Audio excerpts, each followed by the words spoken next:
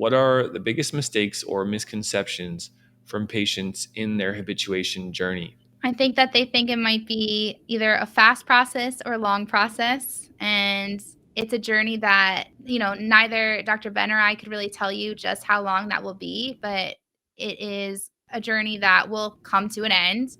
And it, like I said, maybe a few weeks, few months, a year, but it will be something that you will be able to accomplish over time. So I think the time, how long it will take is a big misconception in terms of habituation.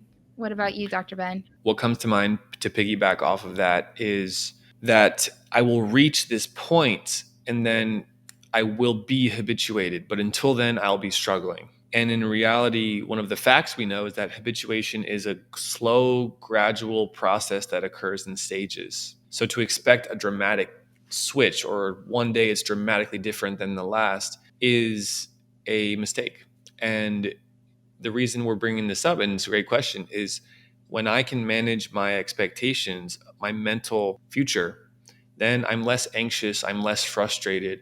Even if every day is a struggle, I'm managing and I'm understanding I'm on this rocky road and I'm going through this storm, but it's at least a little easier knowing that, right? Do you have another common misconception or mistake about habituation? Yeah, I think that people rely on maybe just one thing, or it's like a lot of things in life where we know what we should be doing, but we're not doing it regularly. And it's important to stick with it. And again, kind of goes back to the timeline that we don't really know what the timeline will be, but sometimes, not sometimes, I believe like the best course of action for tinnitus is using a combination of tools. And what tool works for you may be different from what tool works for someone else, or maybe the frequency of a tool that you use also will be beneficial for someone else, but to a different degree or extent. So I think it's important to try to use as many tools as you can. And ultimately, it doesn't matter which one may have helped you the most as long as it gets you to that finish line. Yeah, I would add and say mistake number four is not believing that habituation is the way out of this.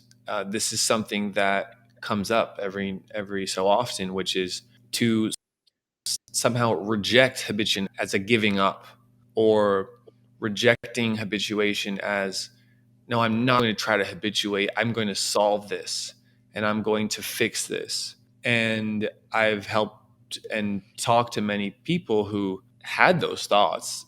And after struggle, after trying so hard to fix it, that process where they could have been putting into the habituation, setting up the sound therapy, having the right counseling, having the right professional help, doing less about tinnitus, not focusing on it more. That is something that we should really consider. Is that think about the best tinnitus treatments: tinnitus retraining therapy, cognitive behavioral therapy, sound therapy based approaches as well. They're all habituation based.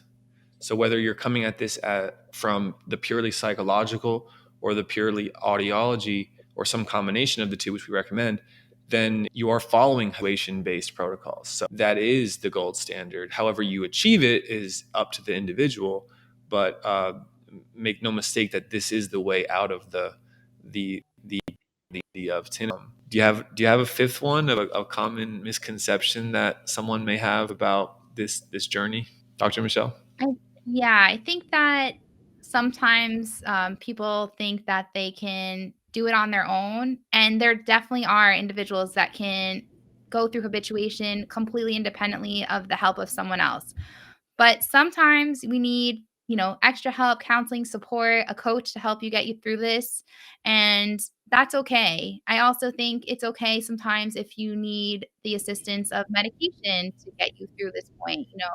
We are able to use so many different tools to help us habituate. And, it's important to be open to finding which tools are best for you. And like I said, sometimes it involves working with someone, and not because you don't know what things you need to do, but you just need that extra support, or sometimes hearing it from a different perspective or hearing it from someone else really helps you start to ingrain that into your own mindset in order to be able to make the changes necessary for you to habituate to your tinnitus.